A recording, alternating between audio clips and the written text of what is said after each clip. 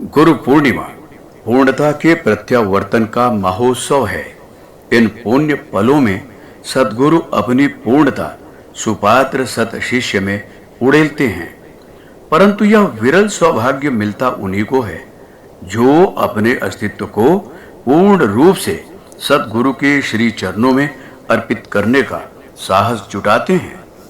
शिष्य का संपूर्ण समर्पण ही सद्गुरु द्वारा प्रत्यावर्तित की जाने वाली पूर्णता का आधार बनता है।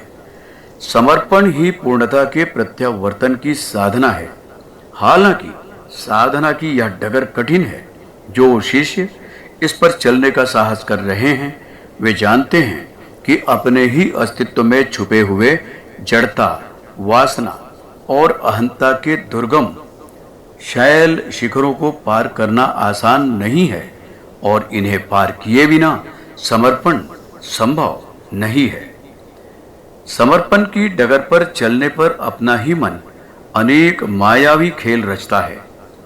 प्रारंभिक क्षणों में तो कई बार शिष्य साधक अपनी जड़ता व निष्क्रियता को ही समर्पण समझ लेते हैं, परंतु जब गुरु कृपा से विवेक की किरणें झिलमिलाती हैं तो बोध होता है कि समर्पण जड़ निष्क्रियता में नहीं बल्कि सद्गुरु के लिए निरंतर कर्मरत रहने में है।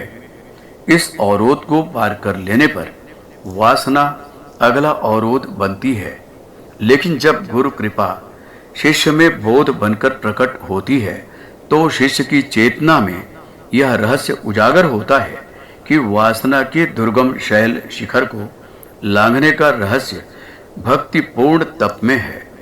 इसके बाद अहंता का अंतिम अवरोध बचा रहता है।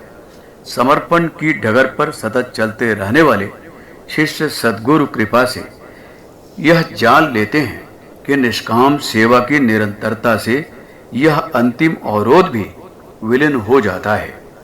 इस विलीनता के साथ ही पूर्णता की प्रत्यावर्तन प्रक्रिया पूर्ण हो जाती है। पुस्तक जीवन पथ के प्रदीप, लेखक डॉक्टर प्रणव पंड्या।